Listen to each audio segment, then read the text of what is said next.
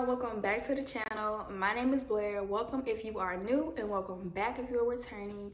So today's video is going to be about questions that I am frequently asked. So this is just from like Instagram, TikTok, even on here. So I just wanted to compile the questions that I get asked frequently, and just so this helps anyone, especially if you are brand spanking new like I was once before. So I just want to be here to just answer a few questions that you guys have. So if you are interested, please stay tuned. The very first question that I get asked is, what course did I take? The course that I took, so I took 2 courses, and I'm not gonna say the first one because I don't want to make it seem like I'm bashing them or anything like that. But with the first course, it was still fairly good. You know, it was very black and white, very basic. So it did teach you, how to like what each document meant. However, just for me personally, it wasn't very detailed enough, and I'm a very detailed person. So I took that one. In the other course that I took is the loan signing system course by Mark Wells, and that course is phenomenal. Okay, and I'm not gonna go too much in detail, but just know that he does teach you everything you need to know from point A all the way to Z. Okay, you're gonna learn everything and know to really be successful within this business. So so if you guys want me to make a video about his course and more in depth, drop it down in the comment section and I'll be more happy to do that. Okay, so the second question that I get asked a lot is what state I'm in. So I am in Texas, Houston, Texas to be exact. The third question I get asked a lot is, do I really need to sign up with signing services? And the question, and I know everyone's, has their own opinion. However, my opinion is yes, you need to sign up with at least 100 signing services. And the reason why I say that is because I was on the other side of the spectrum where I didn't believe that I needed to. I was only signed up for about like 10, 15. And I got a little bite, but now that I've signed up with more, with at least 100 plus, I've seen so much, influx of like notifications, So the next thing that I get, it's not really a question. Some people, they'll say that, I've been in the business for like 6 months to 2 years and I have not seen any success. And so what I will say is, for one, if you have signed away at least 100 signing services, at that point you kind of have to double back and just kind of see what it is that you either aren't doing enough or what you need to do more of. Because if you're signed up with at least 100 signing services and you're not getting, any type of results, it's kind of, like I said, you want to just take a step back and just evaluate what you're doing as a whole. Another thing that I want to say is every state is different. Some people, if they get into the business their first month, they're making 2,000, 5,000, whatever the case may be. Every state is different, okay? Some states may be more a high value state than others, okay? Like I know California has a high need. California is one, Texas is one, Virginia is one. There's more, I just don't remember. I just don't know all of them. But every state is different, and even if you are in a state where notaries aren't, like, for one, let me say this: notaries are needed everywhere. If you look out the window, every house that you see, they needed a notary to close on their home. Okay, so they're gonna need notaries everywhere. Okay, so and what boils down to it is that it's work for everyone, but you have to go out there and you have to get it. You have to find it. It's not just gonna come to you. Okay, if you sign up with signing services, you're not really getting any bite, go out there, market yourself more, just find a different lane that, you have to just pivot. This business is all about trial and error. You're gonna, what will work for someone is not gonna work for someone else. You have to find out, figure out what works best for you. Okay, do I need to be sworn in? And the question is absolutely. Okay, so in my state, what I had to do was I had to find a notary, obviously get my commission, find a notary, and get sworn in. I'm not sure how other states work, but I literally just went to UPS.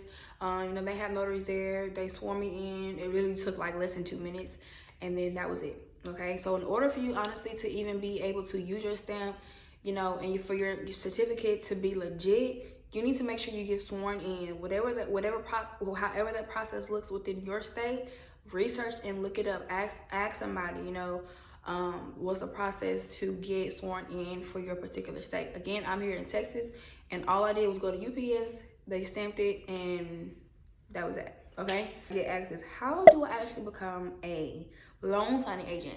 And so what I would say is, in order to become a loan signing agent, you need to become a notary public first. Okay, a loan signing agent is a notary public.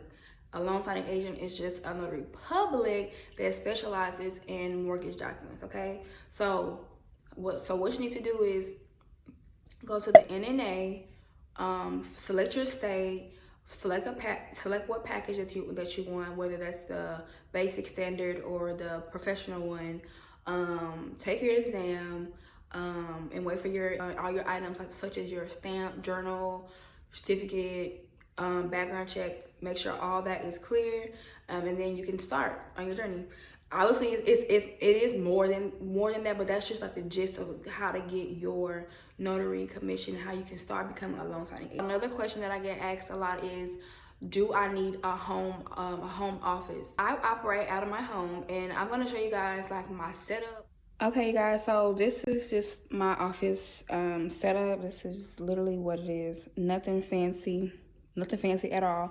I have a single page printer, excuse me, and it works fine. Don't think you need a dual tray to begin with. So this is my single tray printer, and I have the MFC, if you guys can see that, the MFC brand. This is just all like my journals, iPad, business cards here, notary fee that I got when I first began my journey, pens, pencils, envelopes. I keep my paper under here. Don't mind all those wires to my TV, but my paper's under here, and that's literally it. And my laptop. This is how I operate right here in my living room. Okay, guys, so that's my little back office back here. And so those are pretty much the questions that I get asked frequently. However, I am gonna throw a little bit extra in here. So a few things that I want to make sure that every new notary, or even if you are, seasoned, somewhat seasoned, these are gonna be some key things that you want to make sure that you start doing if you haven't already. So the very first thing that you want to make sure is that you have a professional email address. Okay, you don't want to have an email like Poober123 or whatever the case may be. If it's from high school, you need to change it up, because when you are marketing yourself, whether you make a Instagram or you're signing up with signing services, and they see that type of email address coming in their system, they're gonna easily be turned off. It's not a good look. This is a business, okay? This is not something just to do. Like, it's a business. So you want to be, you want to just be professional and be like not seen, but be really and be legitimate, because that's how people are gonna take you serious, okay? And you can make a free Gmail account. Another thing that I want to say is that please make sure you have a voicemail, okay? Because, for example, if say for example, you sign up with all your signing with at least 100 signing services, and you start getting calls. They start coming in, and it goes straight to just, you have reached your phone number, right? How is that signing service gonna know that this is even the actual number? So you want to make sure that you set up also a professional voicemail, okay? Then there's there's a ton of videos on YouTube that will help you, setting up your voicemail. Okay, again, you want to be professional, and I'm really just telling you guys this from my own personal experience. Not saying that I wasn't professional, but I didn't have these things. So learn from me and make sure that you have these things in place, because I simply just want to continue to provide value with you guys. The last thing that I want to say is, so once you have your professional email, your voicemail, you also want to have a signature attached to your email. And what I mean by a signature is that, I'll show you guys in just a minute. So whenever you are signing up with these signing services, you're even more legit. It just looks a little more professional, in my opinion. And I literally just started to implement this about a month ago. And I don't know, it just gives it gives your emails a different touch, a different look, a different feel, in a good way, okay? So I'm gonna show you guys exactly how mine looks. I don't know if you guys can see that.